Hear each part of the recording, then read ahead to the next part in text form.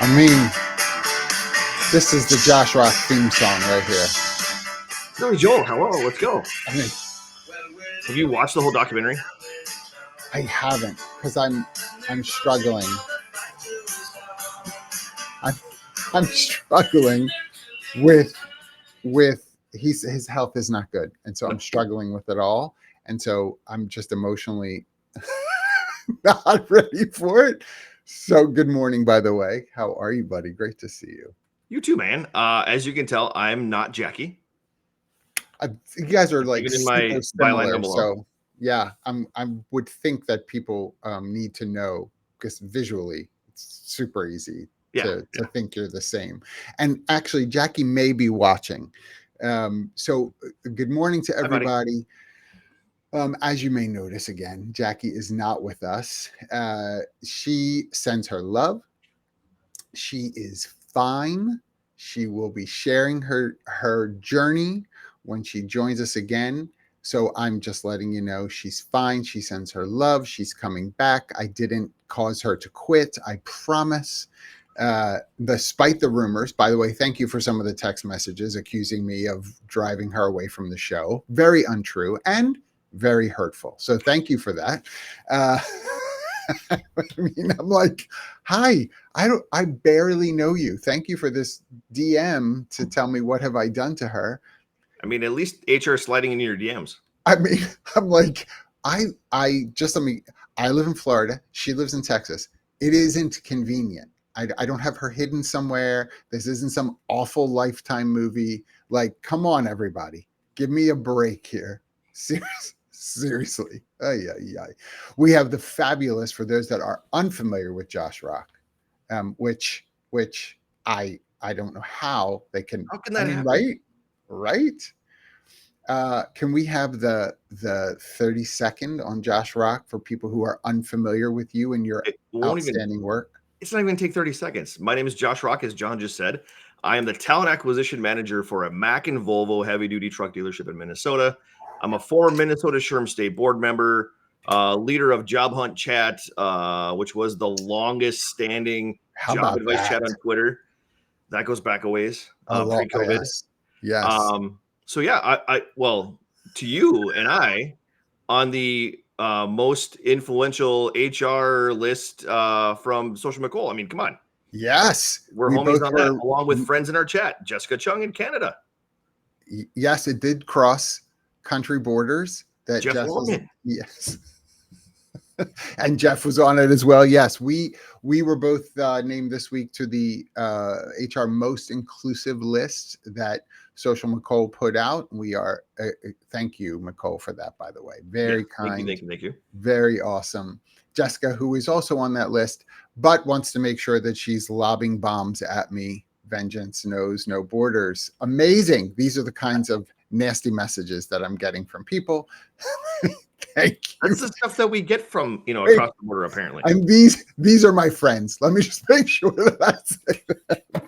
These are my friends who are accusing me of some criminal activity. Amazing. Yeah. Today is like the most ideal time for you to be co-host with me today because we're talking all things talent acquisition. But I do want to have a few minutes on some of the headlines. So I would love your thoughts on the recalibration of job numbers, down, about $911,000 off, 911,000, excuse me, that we were off in terms of job numbers. What did you think of that? Honestly, when it comes to the numbers, I don't freaking care. Let's just put it out there. I should have told you what my guess was going to be that your answer was, and that was my guess. So that's exactly right. Because you know what? Most things that come out of Washington are drivel. Most things coming out of the media are drivel. So who cares? You know what? What matters to me when it comes to job reports is what do I have to hire for tomorrow? Right. Who's coming in? Who's going out? I don't care about everybody else across the country when it comes to job numbers. Granted, is it good to have perspective? Sure. I get that. Yep. But the numbers are delayed. Well, we're talking about the number of jobs that were created Forget that. Let's talk about the number of layoffs that are happening across the country. Mm. Let's talk about the leaders that haven't had the forethought to adjust their business to manage the staff that they have so they don't have to have mass 3-figure, 4-figure layoffs. That's the stories we should be talking about. It's so interesting to me because yes, I mean the gathering of information, it is really difficult, and I you know, I don't work for state government, so nobody at me, but it is really cumbersome to put these numbers together. Remember, you know, when we talk about things like unemployment, you mentioned, right, layoffs, that sort of thing. Remember that the numbers for unemployment are reflective of those who are receiving an unemployment benefit on any given month. That person, that data point goes into the total number, which then affects the percentage that is put out in news circulation. It's not really fully honest all the time, and I don't have an answer for this, because if someone falls off of receiving unemployment benefit, even if they are not employed, they just stop receiving benefit, they ran out 13 weeks, 26 weeks, whatever it is, they finished their unemployment benefit, they fall off that number. There's no way to know, A, if they've been hired somewhere else without doing a whole lot of digging by social and new hire reporting, which is not going to happen. Two, there are people that choose to not return to the workforce for whatever reasons, the traditional workforce. Maybe they have, during that unemployment season, become a caregiver for mom or dad, right? Or another family member. Or they're a newer parent in some way, or they've made a decision to adjust the way in which home is. Maybe one parent is choosing to stay home. I don't know, whatever the things are.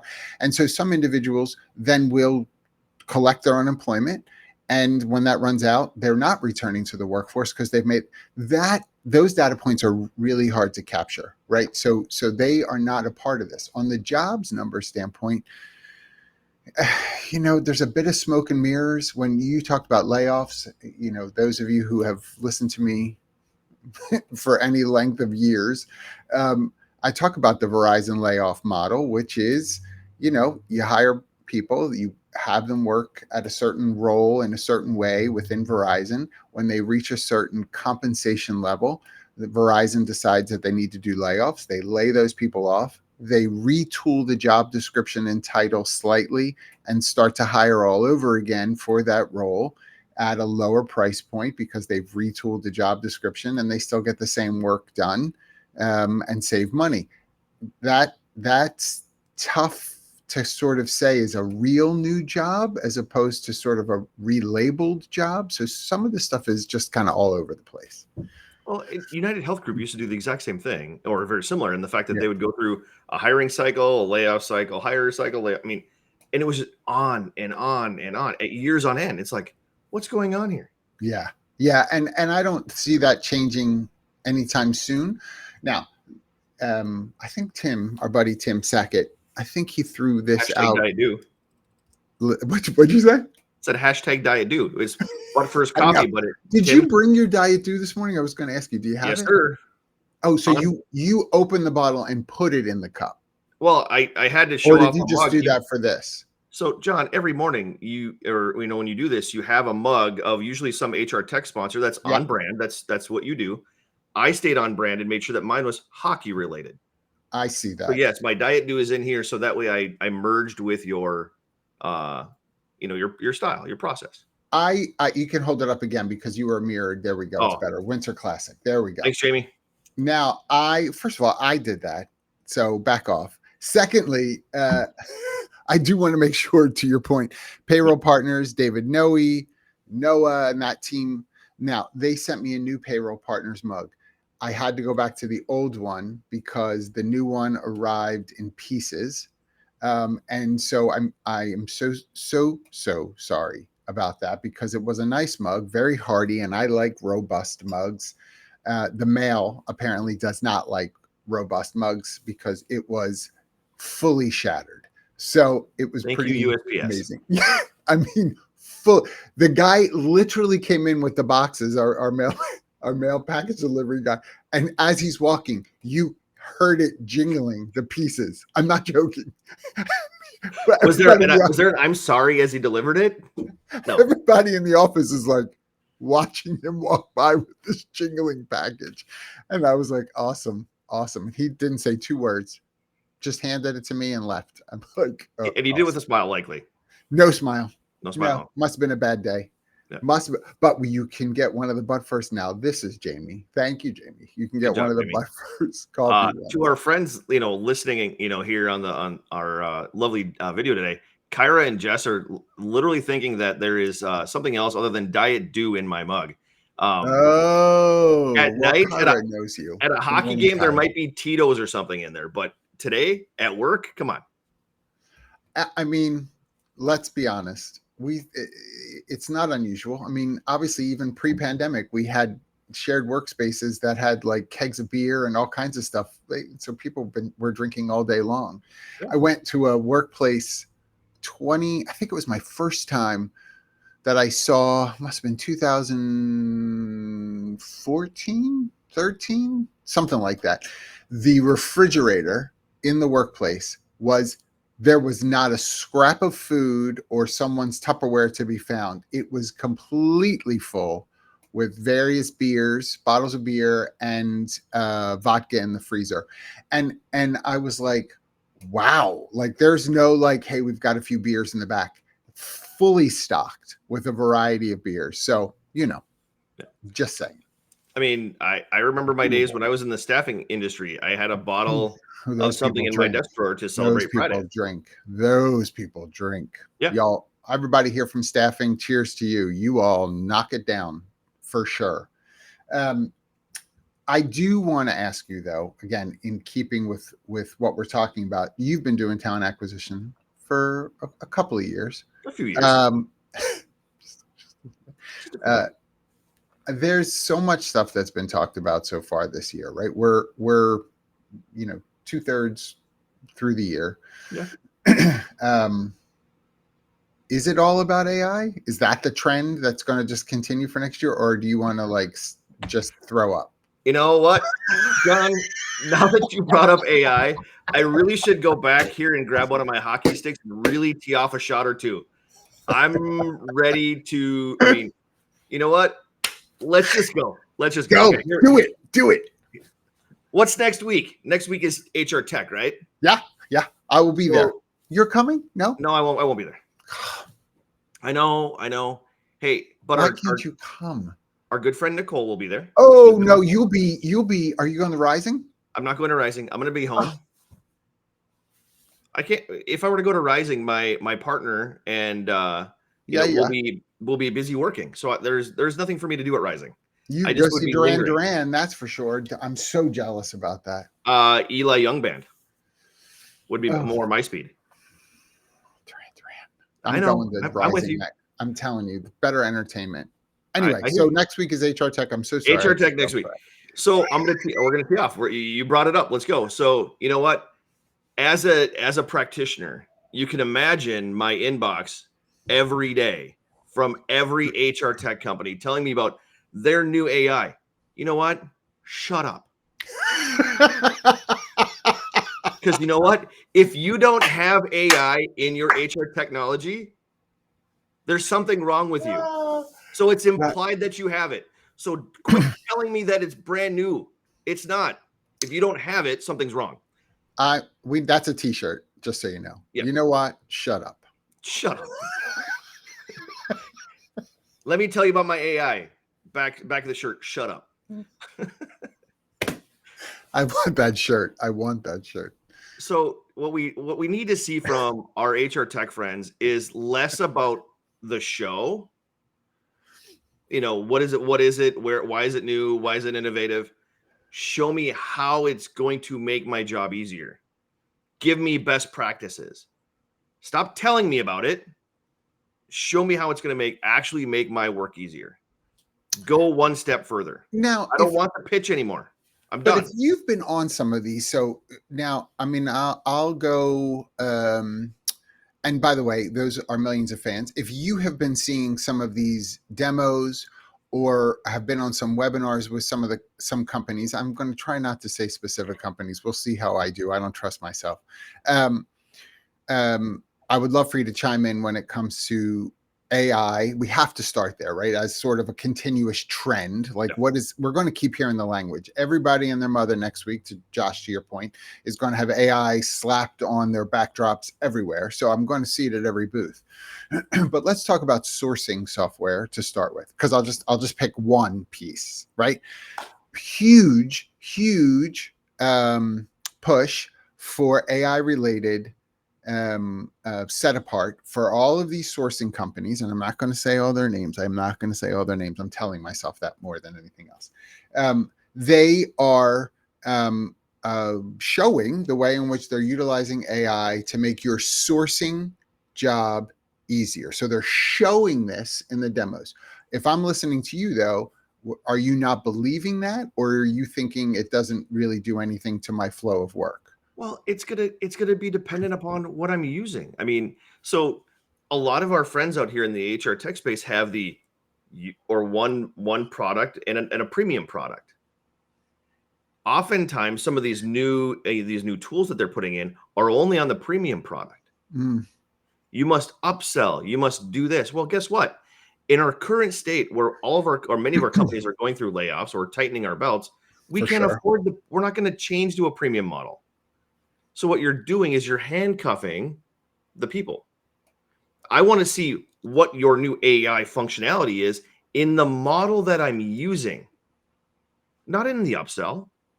You're not my partner at that point. You're a salesperson. I Yeah. don't need a salesperson. Most of the vendors that I work with each and every day, they know right out of the gate, they don't need to sell me. The way to my wallet is to partner with me. That's the difference. So let me ask you this then. So if we're talking about trends, is that, in your opinion, then the way in which talent acquisition technology should go? Look to be more partner than product. Yeah. I mean, that we look at HR, and this has been since back when I was a vendor. So for those of you that don't know, I was a vendor before I was a practitioner. I was a Yes. vendor for 10 years plus. Yes. And OnlyFans. I Yes. only Was that, hiring was that what you're talking about? only hiring.com. What? Oh, that. Only Yes. recruiting, only recruitment advertising. No, not OnlyFans. John and his feet pics we'll just leave to a whole nother day. Listen, those days are Hey, done. I know where you get your spending your travel It's budget. not going so well. The feet they're definitely aging. Yeah. Darn Well, it. you're going into winter, so you're gonna be less tan. The winter in Florida is brutal, so that's a Oh, good point. yeah. Versus Minnesota. Let's really get into that, John. You can barely tell the difference. Yeah, exactly. Can you tell the tan between our two heads? Come on. But yes, HR doesn't buy anything, statistically. They're non-buyers by trade.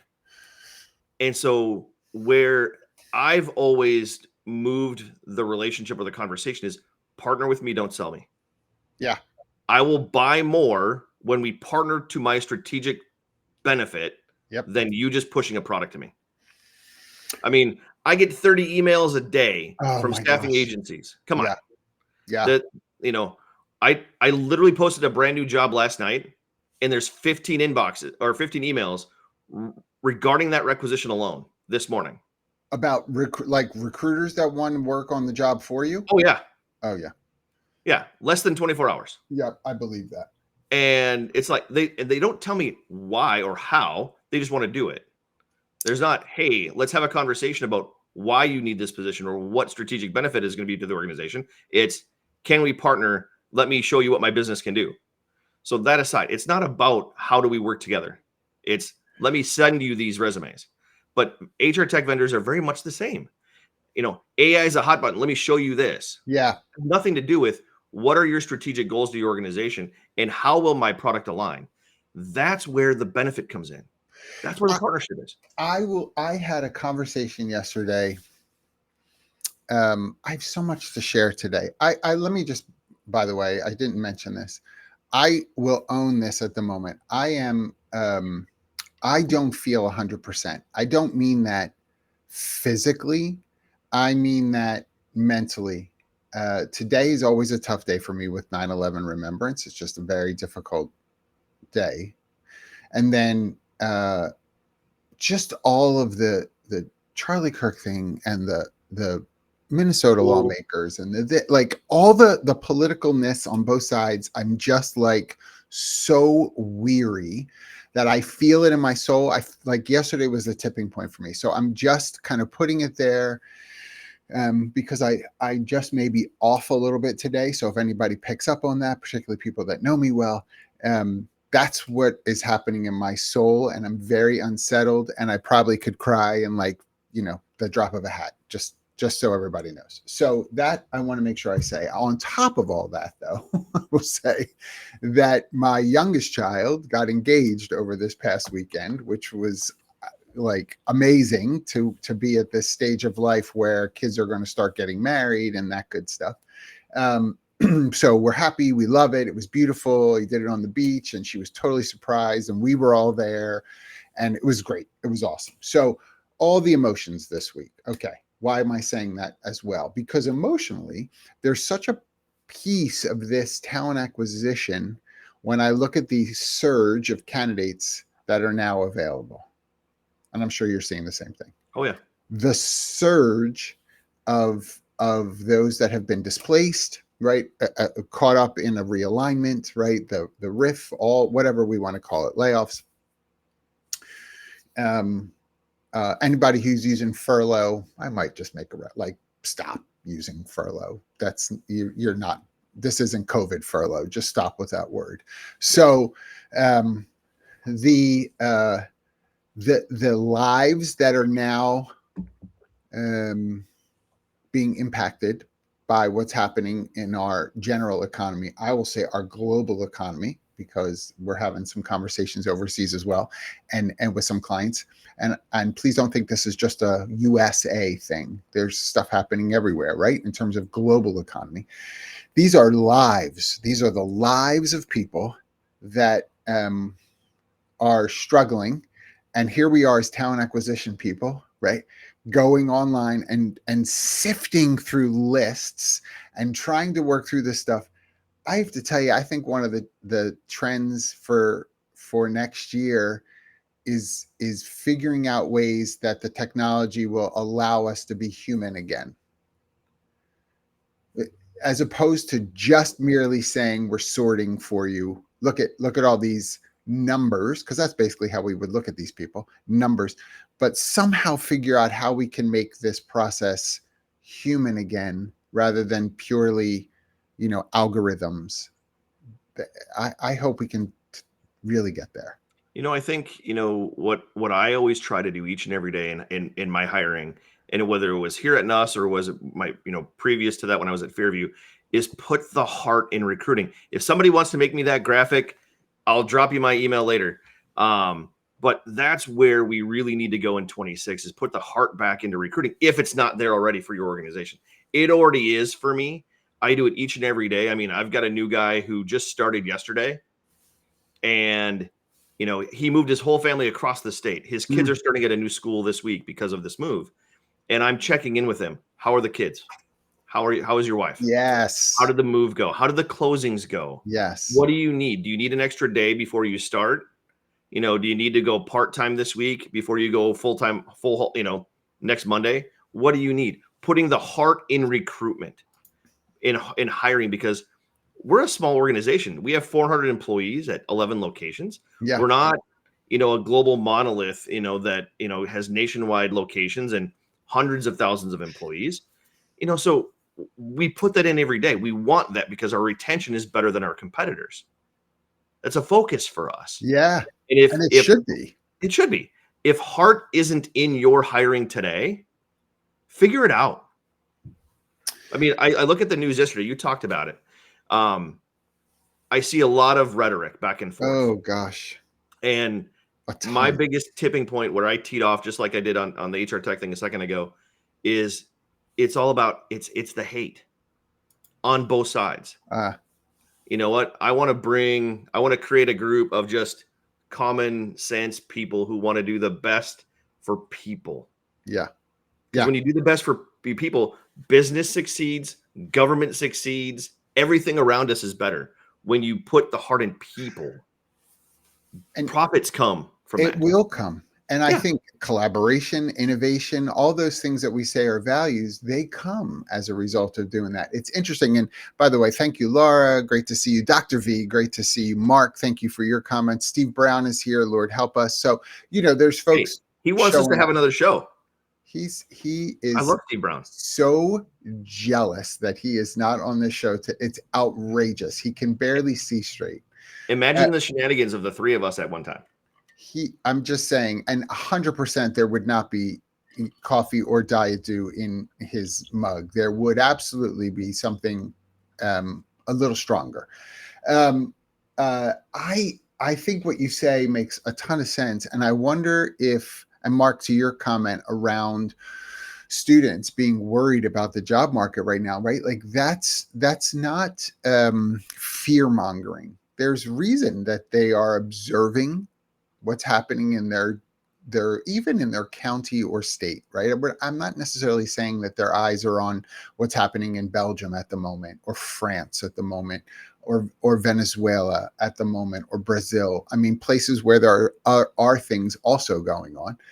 They're looking at, I live in Sheboygan, and what's happening in Sheboygan, right? Like that's what they're looking at. And because it's my favorite city to say, and they're worried. They're worried. They're seeing businesses pull back. They're seeing cuts, 8% of staff, 11% of staff. I mean, we see that companies are already letting us know they're going to cut staff by 18 to 20% by the end of the year. I mean, you're talking happy Amazon just holidays, mentioned it. right? They're Yeah. cutting back on their recruiting team. They're going by return to office. That's how they're shedding, is Yeah. return to office to 2 hubs. If you don't go to one of the 2 hubs, you're out. Yeah. I mean, it's like, this way I can make sure that you're self-selecting out. Like that's got how we're doing it. Colleen, shout out to you. We're so glad you are here, and welcome, and join us every Thursday, by the way. My buddy Bandy's in here. Good to see you. Oh, awesome. My gosh, I didn't see everybody here. We love all the folks. Thank you so much for being here. I struggle so much when it comes to trends on talent acquisition, because I know that we wind up cornering it, and I'm not saying it's not important, but we wind up cornering it on tech. Like we wind up looking at tools and tech.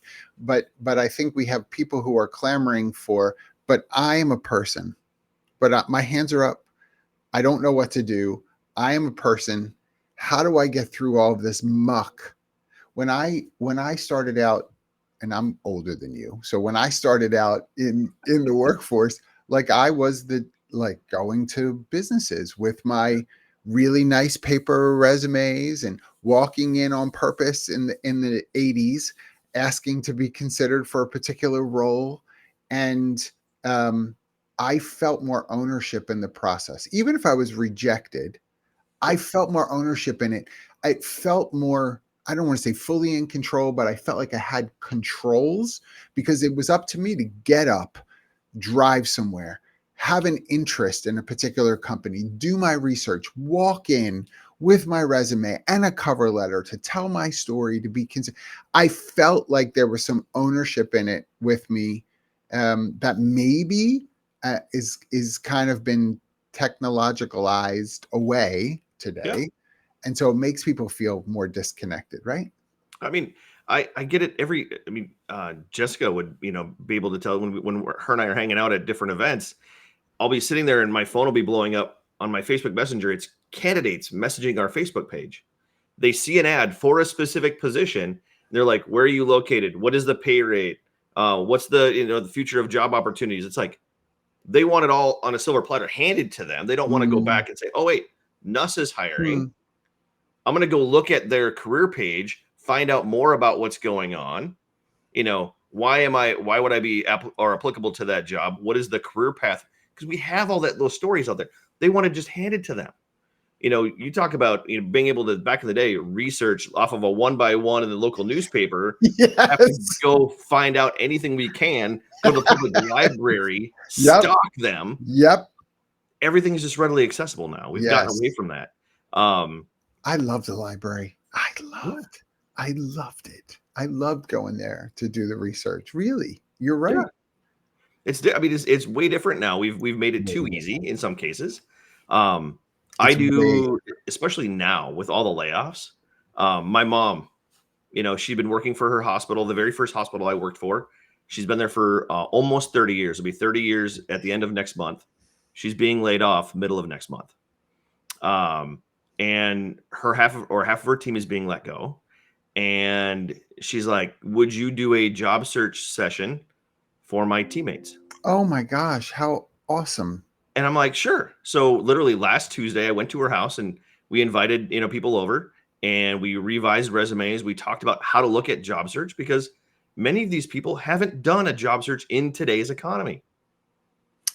And if you've been doing a job for 30 years, and Kyra brings up a great point, right? To complement what you're saying, um, their last experience, if they've been somewhere 20 years, 30 years, was more on that personal side of things, right? It Yeah. felt, even if you did back then apply 20 years ago using Monster, right? Let's say that's how you did it, or Career Builder.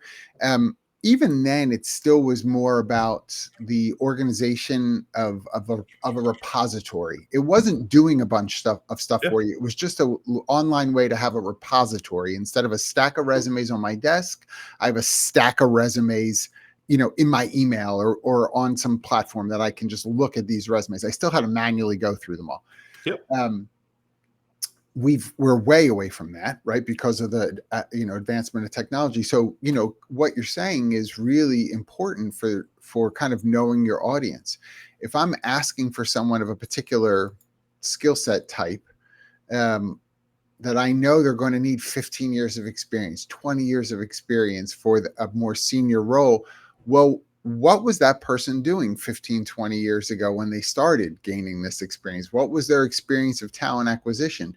Do I Yeah. have to be thoughtful about meeting people in that? And when I think too about specific people groups, um, like veterans come to mind for me always, like service members, like they're already in many ways statistically operating in a deficit when it comes to being adept at sort of translating what they know how to do onto these platforms to make sure that they can be seen that way. I know you see that all the time, Oh yeah, and it's like, we do a ton in the service to civilian world. I speak at air bases or military installations across the country, and one to come work for us specifically, but then two how to navigate that. So it is different, but it isn't that different. no, right, Um, right, it's a simple pivot, but they're so used to their world that getting the tools and the yes, tactics for the civilian side is a big assist for them, and we're yes. happy to do it. But you see this all the time. Like talking to my mom's group, they were so used to getting their job advice from "What color's your parachute?" Oh my gosh. Richard Bowles. I mean, come on. My parents had the book. I Yeah, had the book. yeah. They have they have newer versions still now, but the tactics were different then when they were reading it versus it is today. And investing time to somebody like that. When we look at all the hate that we had yesterday in a variety of different places, giving 5 to 10 minutes of your time today to a job seeker Yeah. fills you here and fills them Yes. there. Yes. Even if So there's nothing that will directly affect you, right? Like it's yeah, not going to help you with any wrecks that you may have. That's not no. what it's about. And I think that's one of the things I want to make sure Chris is here with us today. Yes, Chris is a good buddy. Good to see Yeah. you. Yeah. Carissa, I really appreciate you giving, a hey to Josh. Hey, you know what? I just want to make sure, It can Carissa, be you know J-Rock's that audience once in a while. Josh appreciates all Mhm. the work that he's doing here. Thank you for saying hey to Josh. I love it. I love it. just You can bring more I of just those. want Feel free. hello, I'm Yep. here. Who The are you? You're John who again? what's your name again, buddy? John who? Uh, the Steve the Brown's twin? the real oh never. The reality is we're the worst. He is never going to come on this to listen to the show again Yeah, because yeah, he I will. can already hear him banging his desk right now because of the commentary. Um, I find that one of the trends in connection to what we've been talking about is and this is not altruistic. I think it's genuine because we've got candidates because we have an increased number. We've really got to help them with telling their story. And so I think one of the trends that we'll see in talent acquisition, if not Q4 of this year, starting to pick up, and your example is with like your mom and some of her colleagues, but certainly coming into next year around helping people craft their story. What does, yes, that includes the resume, but what kind of persona, right, can they express in the work that they've done? How does that align with what some job opportunities are at the Mhm. moment? What does it mean for me to think about opening or doing my own thing, right? Because sometimes that happens to people. Yeah. They're like, I'm going to become a consultant. Well, hold on. I'm great, but like, what does that mean? Do you know how much business development you're going to have to do as a consultant? Are you ready for that? Oh, I've got lots of friends. Great. Having lots of friends doesn't necessarily mean lots of work. Right? Like there's a difference. And so I think these like informational things are probably going to be something that we have to be willing to be a part of. And I think more people are going to do that in a gracious sort of way. Yeah. And last night, I had a guy reach out to me on LinkedIn. He was our sound and video partner for some of the branding stuff that we've done at NUS. And he's applying to a new job with another organization. And he's like, Josh, you used to work there. Do you have any contacts there? And I just picked up the phone. I called him. I said, you didn't think I'd call you this fast, did you? And he's like, no, but I love the fact that you did it. And we had a 45-minute conversation about his Oh, interest in that new job, but also how to do business development in his video and sound product or work better, because he was attached to an agency before and he wasn't getting the business that he had expected. And he doesn't like biz dev. It's not in his wheelhouse. right, right. Video and sound and creativity is his wheelhouse.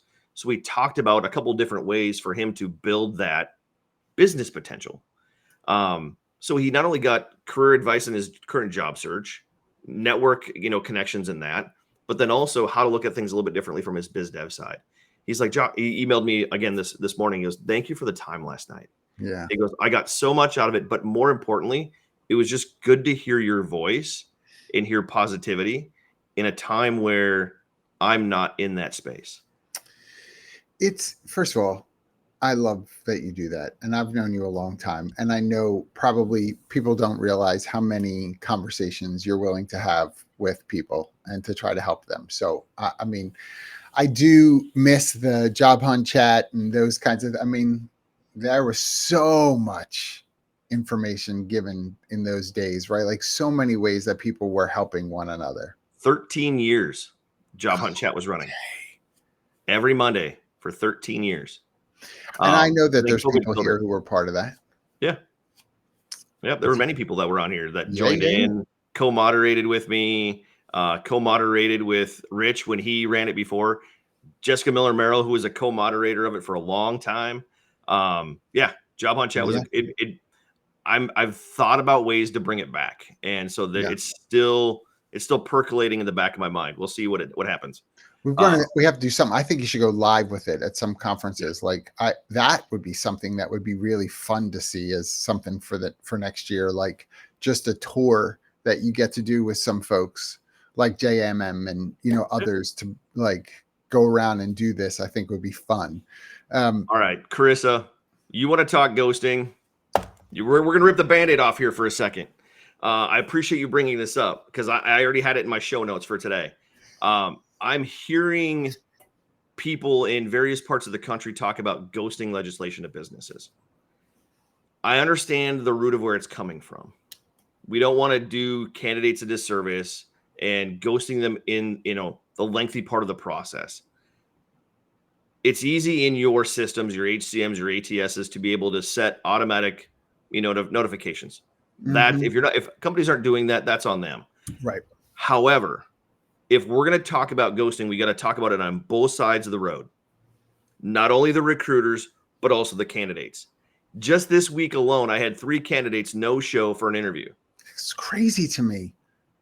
So if we're going to regulate business and put fines by the government on companies ghosting candidates, we have to do something we have to do something on the candidate side as well. Whether it's impacting their unemployment benefits, something, because the companies are investing their time too to do that, taking their time and their revenue to find people. We need to do some things on both sides. We need to have the conversation for both sides of the road, not just the companies, but the candidates as well.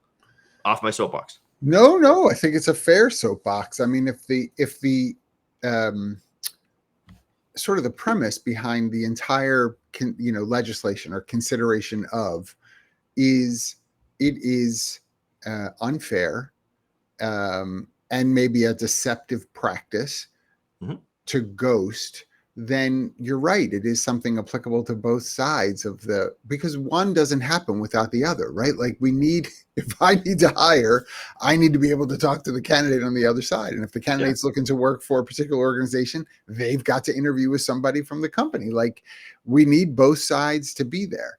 Now, I know and I think this trend is going to actually slow down, if not pretty much stop coming into next year, which is the evergreen posting of roles.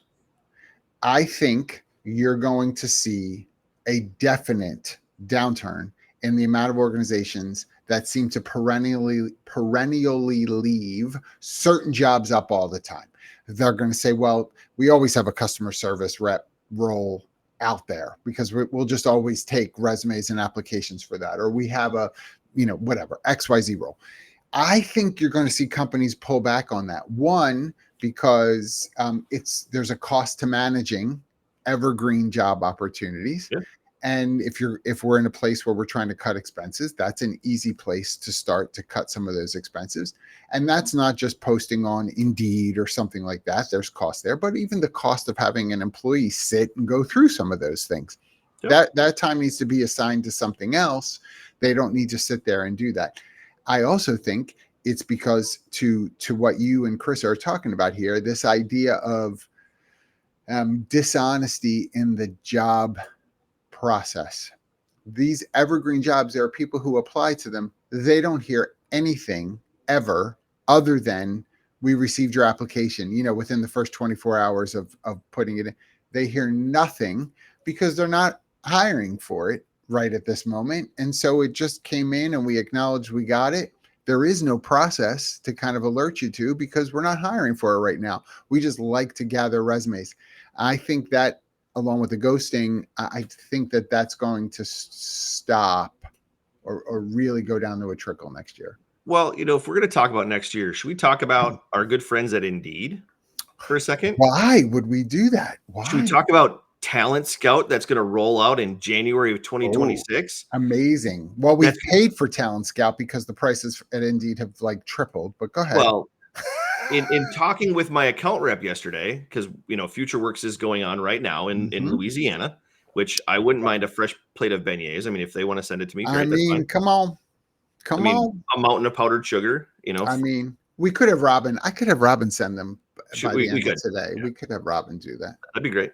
It's going to be free in January for those that are already on, Indeed Apply programming. But then they're going to roll out the cost to come about April. They don't know what the cost is going to be right now.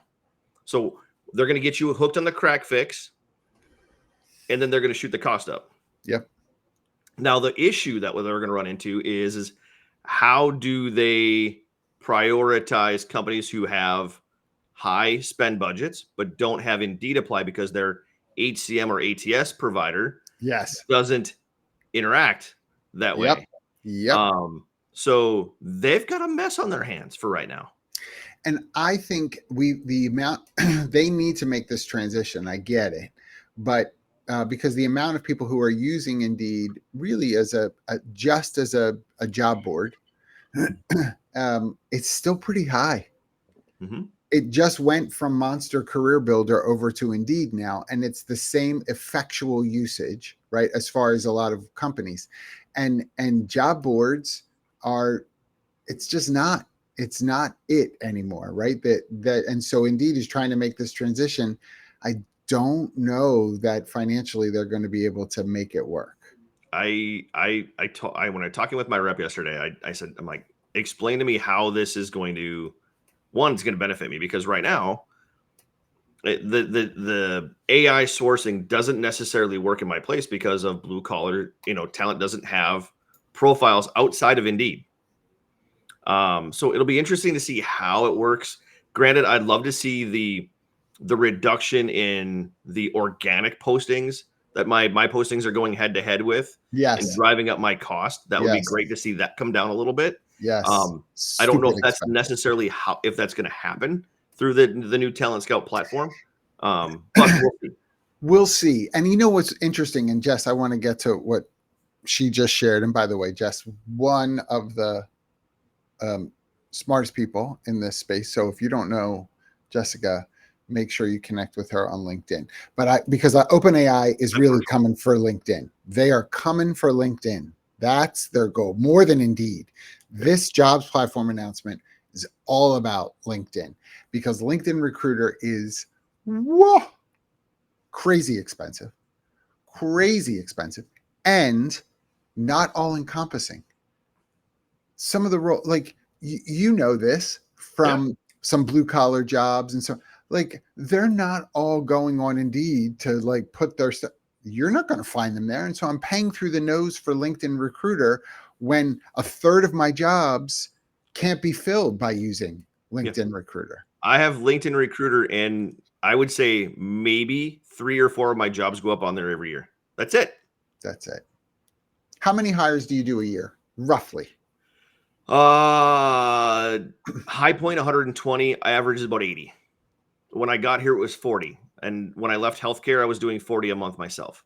So Yeah, a huge downshift yeah. in what we're doing. But through process improvement and change in methodologies, we've doubled, if not tripled, our hiring efforts. And your process, yes, has improved, but your candidate pool where you are at NUS, like it hasn't changed. It's not that No, everybody now is going on to LinkedIn for you to do that. It's no. not that they have adopted a different way of doing it. You have to find them in other ways. Yeah, we have to. I mean, if they're not on Indeed, we have to do things like programmatic advertising to infiltrate the geographical areas that they're in. We're, putting our fence around our competitors, so when they go on to ESPN at work, they see our job posting. We're on Facebook like crazy. The only thing is we get a lot of redundancy. We get a lot of stuff that we can't use, Yep. because we have to cast a wider net, because they just don't have digital footprints. If I'm working in the finance, legal, communication, business, sales environments, great. You'll have, zillions of applicant potential by their digital footprint. But in the blue collar space, forget it. Same thing with healthcare. Healthcare, care providers don't have the digital footprint like other sectors do. And so in healthcare, we had to do the same thing. We had to be Yeah. creative in how we do those things. I'm going to make another trend prediction based Ooh. on some of that. And I know you have some notes. I want to make sure we get to some Oh, of you're the good. other things you have there, by the way. We've already hit 3 or 4 of them. I'm going to make a prediction connected to our conversation about Indeed. I see, in terms of a cost saving measure, when your candidate pool rises, right? And so we're back to, I was mentioning Sackett before. I never even finished my thought. We're going. The scales are turning, right? We had less candidates, more jobs for a long while now, and now it is. I think this month or August it flipped for the first time Yep. back to the other way. And we've been through this cycle before. It's a cycle, folks. That's why it's called a cycle. So we're back to the like more candidates than jobs available. We just tipped that again. So in that kind of environment, you've got organizations obviously knowing that there's more people available because they're internally hearing from more candidates, and they're trying to save money. So my prediction is we are going to see less spend with job boards. So that's Indeed, for all intents and purposes, and some stuff on LinkedIn. We're going to see some of a curtailing of spend there, and we're going to go back to an enhanced career site within the company. And so companies like Happy Dance and the like, that their focus is to come in and support organizations in developing a robust career platform, career site platform, and for the accepting of applications, and they can pipe it right through into your ATS, whatever it is you're using, or module on your HRIS.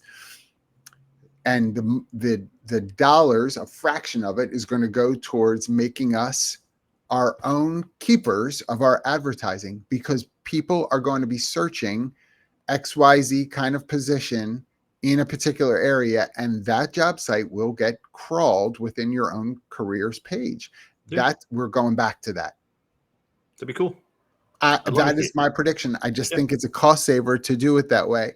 And there are companies that are uniquely designed to just focus on that for organizations and get them up to speed. And it is working.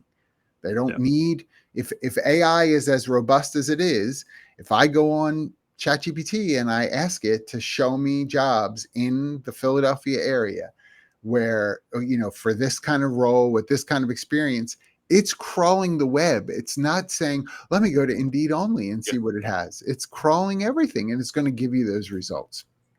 Yeah, I've always given people a variety of different tools, whether it was, the old providers I used to work for, which no longer exist. But because there are different things out there, that you're welcome, Steve. There are frontline workers out here, blue collar folks making fantastic pizzas at La Rosa's in Cincinnati. Let's not get it. Working remotely. They actually have to come in and make the pizza. It's not a Zoom pizza. They're really there. Yeah, we saw that during COVID, people were making pizzas out of their own home and lowering them down cables in New York City and such. Yeah, actually, that they were lowering some other things down on those cables, by the way. Oh well, we won't talk about what they're cultivating inside their homes. Everybody's fire escape had the same potted plants on them. It was amazing. One of the things that I focused on, and it's going to continue into 26, and we're seeing it, we're hearing about it everywhere we turn, in different conferences, is skills-based hiring. Oh yeah. Here at NUS, obviously being blue collar, you can't get a lot of diesel experience at Harvard, at Penn, at Michigan State, at the shoe at Ohio State, Mr. George Rogers. It takes going to either learning it hands-on or going to a specialty school to learn diesel. Are you hiring a lot of diesel mechanics right now, by the way? Do you have it's slowed. It is slowed. Okay. From the last year and a half. I mean, we were doing 50 to 60 diesel mechanics a year. It's definitely slowed because business has slowed. Am I still spending most of my day sourcing and hiring or looking for diesel mechanics? Yes, I am. Because I have one for you, by the way. I'll send it on over. Send it on over. We can put him in Missouri, would be the closest to you in Florida, but he's in New Jersey right now. Oh, but perfect. Yeah. Jess, you can take your USC and put it in your pipe and smoke it. Don't go Notre Don't Dame. think she won't. Don't think she won't. She wants UC San Diego for her kid who's 8 years old. Not USC. There are worse places. I know. She's giving me crap because I'm a big Notre Dame guy and she's taunting me with USC. Anyway, moving on. Skills-based hiring. For those of us in the blue collar, we've been doing it for ages. Healthcare is skills-based hiring. Yeah. Granted, they have to go to school for a lot of things and have to get certified, but it is literally about the patient touch and practice. It is touching the trucks. What are you good at? That's how you get hired in these areas. Frontline workers. It's not because you have anthologies of experience from the local school making pizzas for La Rosa. You can't get that at a school. You have to be in the workplace, learn that skill, and deliver it. So skills-based hiring, whether it's IT, finance, you're going to see more of that and less focus on what pedigree school did you go to, but moreover, what deliverables did you bring in so that way we can drive success going forward to 26, And 27. 26, we better get back to RJPs. These realistic job previews have to be the way we go. Yeah. RJPs for the win, because we've got to, part of what you're obviously I agree with what you're saying, and part of the reality is if someone is good at making a pizza, and Steve is on his way out, so let's talk about him now. Bye, Steve. If someone is good at making pizza, there is a difference between someone being skilled at making pizza and someone who is good at making pizzas on a Friday night. Yeah. There is a difference. I'm not downplaying their skill in making pizza. I now need to look at their ability, skilled ability to work within a high volume environment, right? With time constraints. That's another area. And so that realistic job preview is important. That person is walking in with a skill set, but it may not be able to be applied in the way in which they thought it could. They may have to work on volume production of pizza rather Show than or just dough. making pizza. You want a guy that can show making the pizza? Or you guys want that makes the dough, the cashola on that Friday night? Right. And we have to be like honest about that. And I want someone to come in. I'm not mad at someone who's like desires to use that skill set of making pizza. Let me put you on a Friday night to shadow what, yes, it's called a trail for those who are from restaurant background.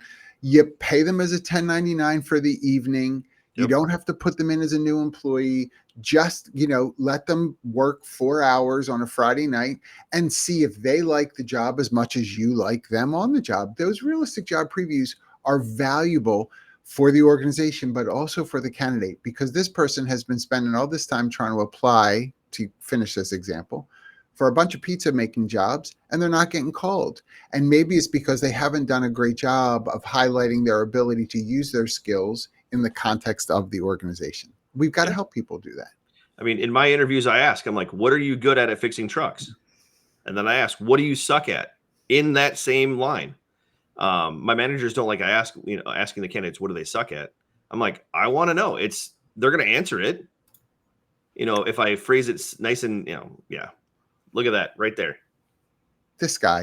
Passive aggressive. Right so there. Passive aggressive. I'm also texting me. So, it's like, just can't stand it. The reality of these trends, though, obviously, right, within organizations is leadership around that. And so I just want to call out like all of these talent acquisition leaders that are really working hard to make a difference in the organizations that they support, or if they're on the consultative side of things, the organizations that they're partnering with. Like, shout out to all those TA leaders trying to make this change. So, please listen to what Josh is sharing. Please listen to Brian Fink. Please, if you pay attention to Adam Posner and some of the work that he does, and Joel Augie, and again, tons of talent acquisition folks, Brandon Jeffs, and a lot of these folks are putting out a whole bunch of content regarding what's happening in the marketplace. I'm not saying that they're exclusive, but start there. You'll see some other ones that you will like as well. Look for these kinds of perspectives, because I think some of this from a trend standpoint is also going to be about what makes sense for my organization. Yes, there could be 10 trends that are happening, but only 3 of them might be relevant to your organization. So lean into those 3. Yep. Go what works for you. Not every statistic is going to align with your business. Do what works for you, or find somebody who resonates with it and pick their brain. Ask them questions. Many of us in this space are approachable. Some of them are a little crazy. We won't name names. Many. But reach out. If you've got a question, my line is always open. Drop me a LinkedIn invite. Ask me a question. I'm happy to answer it. DM. He takes DMs on OnlyFans. Like, ask his questions. Ask the questions there. I had to come back to it. You know that. I figured you would. Josh Rock, what a fast hour. Thank you so much, buddy, for hanging out with me today. I really, really appreciate that. You know it. I'm ready to pinch hit anytime. You let me know. I will. Jackie will be all sweating it, though, because she'll watch this and be like, he can't come back. It's too good. Okay, so. Well, I'm not Jackie. You are not Jackie. All right, everybody, have a great day. Enjoy Peace the out, rest of everyone. your day. Clink. Cheers. Bye.